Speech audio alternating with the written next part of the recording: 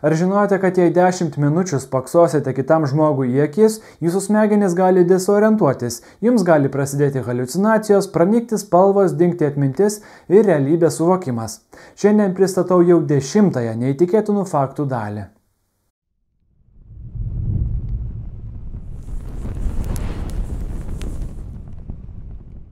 – 2008 kunigas iš Brazilijos prie savęs prisirišo 1000 helio balionų, prieš tai apsivilko termokostiumą, užsimovė šalmą bei užsisegė parašiutą. Jis norėjo sumušti pasaulio rekordą ir balionų pagalba ore išbūti ilgiausią laiką istorijoje. Tokiu būdu taip pat surenkant pinigų savo bažnyčiai. Nors ir buvo patyręs parašiutininkas, jo misija sužlugo. Po 2 dienų Atlanto vandenyne buvo pastebėtas plūduriuojantis balionų ryšulys, o po poros mėnesių vandenyje buvo rastas ir kunigo kūnas. Prieš 14 metų buvęs vilkiko vairuotojas, ugniagesys, o vėliau ir fermeris Paulas Vaskesas įkėlė internetiniu hitu tapusi video, kuriame užfiksavo dvigubą vaivorykštę. Whoa! Oh my god! Oh my god! Oh my god! Woo! Oh wow! Šiandien jis peržiūrėtas jau virš 51 milijono kartų. Meškino pravardę turintis vyras savo YouTube kanale mėgo dalintis vaizdo įrašais ir vlogais iš savo kasdieninio gyvenimo. Deja, prieš 4 metus, būdamas 57, jis šį pasaulį paliko. Žinoma tik tiek, kad turėjo bėdų su plaučiais, o galbūt sirgo ir tuomet siautusių virusų. Tačiau jo YouTube kanalas yra aktyvus iki šiol. Į dieną čia įkeliama po maždaug 4 naujus vaizdo įrašus. Prieš mirtį Meškinas užstatė visus savo turimus klipus suplanuotam įkelimui ateityje. Tai yra jie po vieną bus automatiškai keliami kasdien dar 11 metų. Iš viso 15 metų po jo mirties. Taigi, tai turbūt vienintelis aktyvus, bet miręs YouTuberis pasaulyje. Nuo 16 iki net 20 amžiaus pradžios Škotijoje, Anglijoje ir Amerikose buvo naudojamas toks keistas bausmės ar valdymo prietaisas. Jis buvo naudojamas kaip viešo pažeminimo metalinė kaukė. Tai užrakinama konstrukcija aplink galvą su spygliuotu išsikišimu į burną. Taip buvo siekiama užčiaupti nubaustąjį ir sukelti jam diskomfortą. Britanijoje jį dažniausiai dėdavo paskalas nešančioms moterims. Dar didesniam pažeminimui ant jo buvo pritaisomas ir varpelis, kad žmonės mieste žinotų, kas ateina iš tolo. Amerikose toks prietaisas dažnai būdavo naudojamas vergams tramdyti. 1951 viename Kalifornijos parkų su broliu žaidė 6-metis berniukas pasimetė ir dingo be žinios. Metų metus trukusios paieškos nieko nedavė, kol galiausiai byla atšalo. Po daugiau nei 70 metų minėto brolio dukra pasidarė kilmės DNR testą. Juo gali nustatyti savo etninę kilmę ir surasti giminaičių. Taip jai rezultatuose išmetė apie 1/4 bendro DNR turinti vyrą. Tai buvo prieš 73 metus dingęs tėvo broliukas. Taip įvyko šių brolių susitikimas. Pasirodo, tuomet berniuką iš parko išsiviliojo jam saldainių pažadėjusi moteris. Pagrobusi vaiką, moteris jį išskraidino į kitą valstiją, kur pardavė įsivaikinti norėjusiai porai, kuri jį ir užaugino kaip savo. Iš naujo susipažinę broliai vienas su kitu kalbėjosi ištisas savaitės. Deja, po poros mėnesių nuo jų pirmojo susitikimo vyresnysis brolis mirė. Taip pat apmaudu, kad jų dviejų motina mirė dar 2005, taip niekada ir nesužinojusi, kas nutiko jo sūneliui.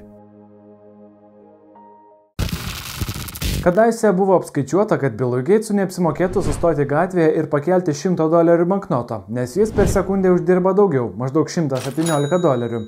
Nežinau, kiek uždirbate jūs, bet manau, jums tikrai apsimoka pasiimti šios nemokamos 20 eurų. Juos gausite per mano nuorodą susikūrę paskyrą Revolut banke.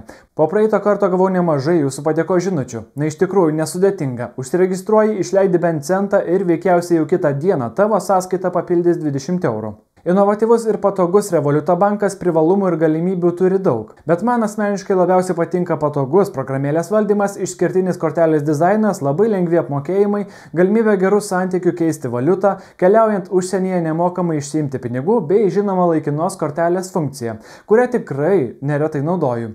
Tau sugeneruojami vienkartiniai duomenys, kuriuos panaudojus vieną kartą, daugiau jais niekas pasinaudoti nebegalės. Taip pat su Revolut galite turėti taupomąją sąskaitą, kurioje laikant pinigus santaupos didėja kasdien, o prireikus jas galite išsiimti bet kada. Žodžiu, siūlau įsitikinti patiems ir susikurti savo Revolut paskyrą. Tai pasirinko padaryti jau virš 45 milijonų vartotojų iš viso pasaulio. Ten rasite ir dar begalės įvairių funkcijų, kurios palengvins jūsų interneto bankininkystės patirtį.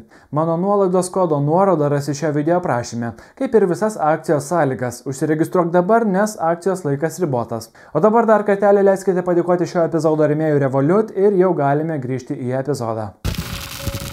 Pasaulyje yra ne vienas vadinamasis demencijos kaimas.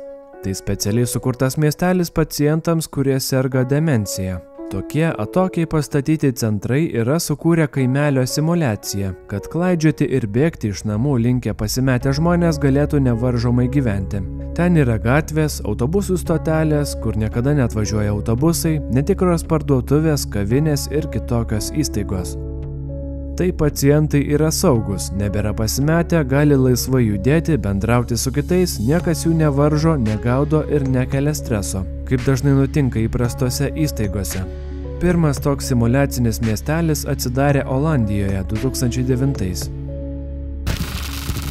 Bene žinomiausia vieta sutikti naujuosius metus yra New Yorko Times Square'as.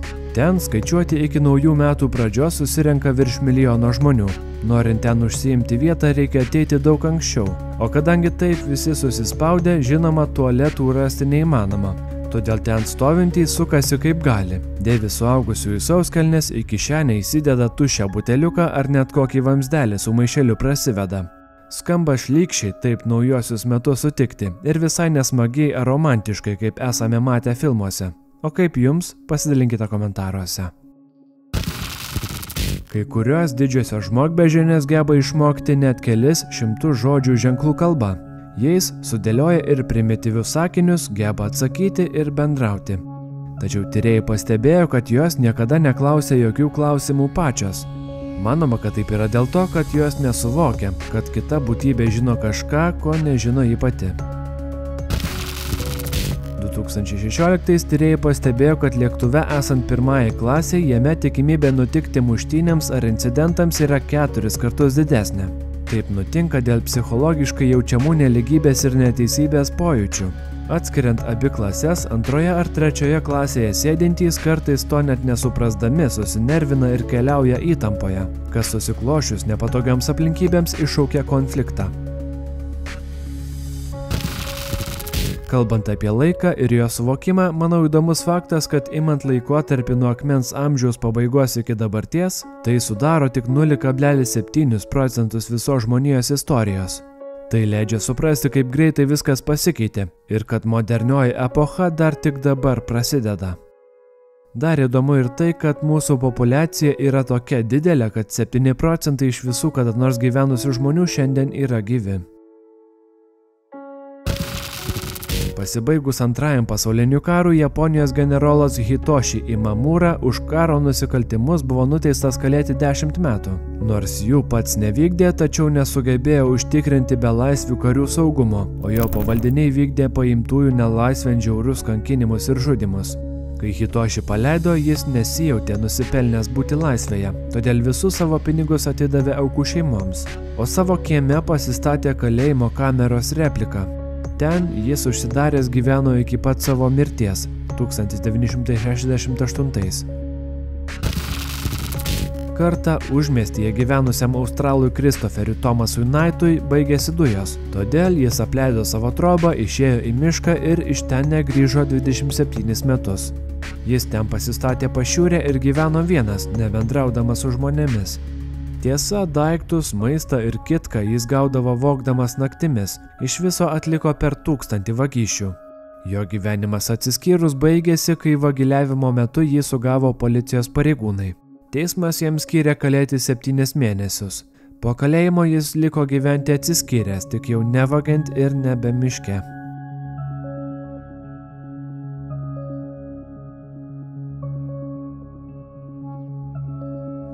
Ačiū, kad žiūrėjote. Kuris faktas jūs nustebino labiausiai? Pasidalinkite komentaruose. Taip pat nepamirškite paspausti mygtuko patinka ir prenumeruoti mano kanalo. Tai labai padeda. Iki kito karto.